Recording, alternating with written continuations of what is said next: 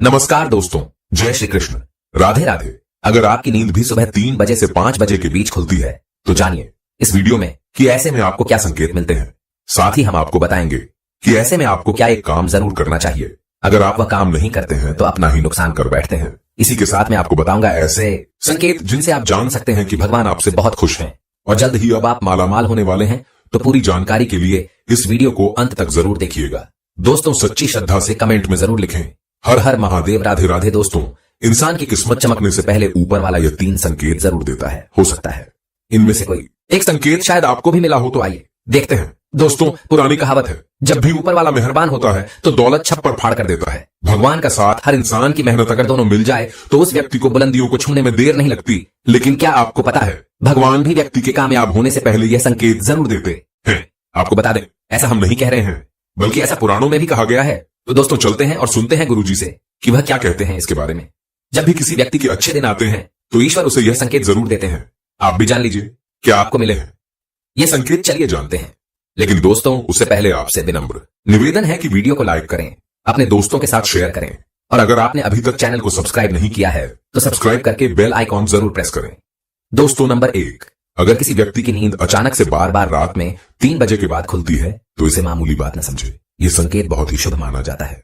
ऐसा माना जाता है कि रात के 3 बजे के बाद देवी देवताओं की शक्तियां जागृत हो जाती है, जो आपसे बहुत कुछ कहना चाहती है।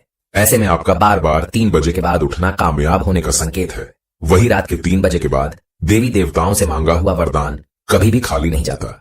ईश्वर आपकी प्रार्थना अवश्य सुनते हैं। लेकिन दोस्तों, जब भी अगर आपकी आंख 3 से 5 बजे के बीच खुलती है तो आपको यह एक काम जरूर कर लेना चाहिए जो स्वयं ईश्वर आपसे चाहते हैं। अगर आप ऐसा नहीं करते तो आपको शुभ फल की प्राप्ति नहीं होती।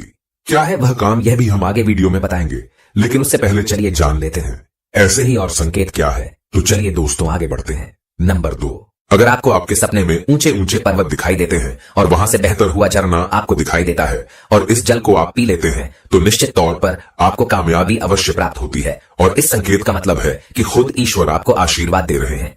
नंबर 3, शास्त्रों के अनुसार अगर आपके सपनों में देवी देवता दिखाई देते हैं तो यह बहुत ही ज्यादा शुभ माना जाता है। ऐसा माना जाता है जिस सपने में देवी देवताओं का आना अत्यंत लाभकारी है। सपनों में देवी देवताओं का आना एक पवित्र व्यक्ति होने का संकेत देता है। ऐसे व्यक्ति को कामयाबी चुटकी भर में मिल जाती है। लेकिन ऐसे सपने कभी भी किसी के साथ आपको शेयर नहीं करनी चाहिए। नंबर 4, पूर्वाभास। अगर आपको आने वाली घटनाओं का पहले से ही ज्ञान हो जाता है या आपको पूर्वाभास हो जाता है तो आप समझ जाइए कि दैवीय शक्तियों की आप पर कृपा है। नंबर 5, पारिवारिक प्रेम। आपकी पत्नी, बेटा बेटी और आपके सभी परिजन आपकी आज्ञा का पालन कर रहे हैं। वह सभी आपसे प्यार करते हैं और आप भी उनसे प्यार कर रहे हैं।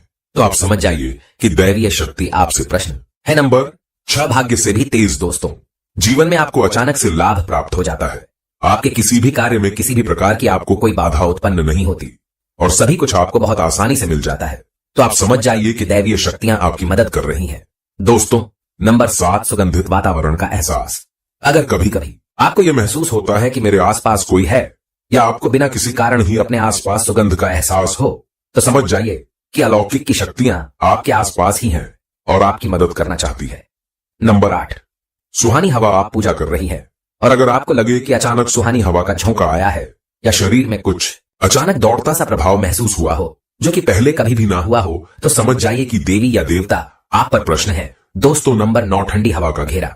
भूमि पर रहते हुए भी कभी कभी आपको यह एहसास हो कि मेरे आसपास बदले या ठंडी हवा का एक पूजन है जिसने मुझे घेरा हुआ है, तो आप समझ जाइए कि अलौकिक की दिव्य शक्तियों ने आपको घेरा हुआ है। ऐसा अक्सर बहुत ज्यादा पूजा पाठ करने वाले व्यक्तियों के साथ होता है। दोस्तों, नंबर 10, रोशनी का पुंज। अचानक ही आपको तेज रोशनी का पुंज दिखाई दे जिसकी आप कल्पना भी नहीं कर सकते, या आपको अचानक ही कानों में मधुर संगीत सुनाई दे और आप आश्चर्य में रह जाएंगे।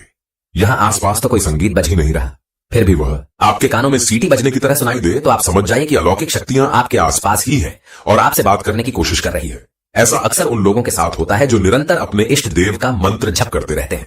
दोस्तों, नंबर 11, किसी की आवाज सुनाई देना। आप रात्रि में गहरी नींद और आपको लगता है कि किसी ने मुझे आवाज दी है या उठाने की कोशिश की है और आप अचानक ही उठ जाते हैं, लेकिन फिर आपको आभास होता है कि यहां तो कोई नहीं, आवाज तो जरूर थी। ऐसा आपके साथ कई बार हुआ हो तो आप समझ जाइए कि आप पर किसी अलौकिक शक्ति की मेहरबानी है। ऐसे में आप हनुमान जी का ध्यान करें और धन्यवाद करें। दोस्तों, नंबर 12, सपने में अगर आपको हरे भरे बाग बगीचे या फिर खेत दिखाई दे यानी चारों तरफ सिर्फ हरियाली ही हरियाली दिखाई दे, तो इसका मतलब है कि आपको जल्द धन प्राप्त होने वाला है। इसी तरह अगर आपको सपने में शंख और मंदिर की घटिया की आवाज सुनाई दे, तो इसका मतलब आपके पास किसी न किसी माध्यम से धन आने वाला है।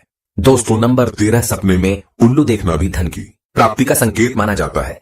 सपने में लाल साड़ी वाली महिला पूर्ण श्रृंगार करे दिखाई दे, तो इसका मतलब है क्या आपको लक्ष्मी माँ ने दर्शन दिए हैं, जिससे आपकी आर्थिक स्थिति जल्द अच्छी होने का संकेत है।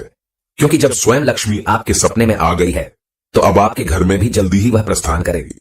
सपने में गन्ने को देखना भी पैसों के आने का संकेत माना जाता है। अगर सपने में आते सफेद या फिर सुनहरे रंग के शाम को देखा है, तो इसका मतलब है कि आपको जल्द ही धन की प्राप्ति होगी।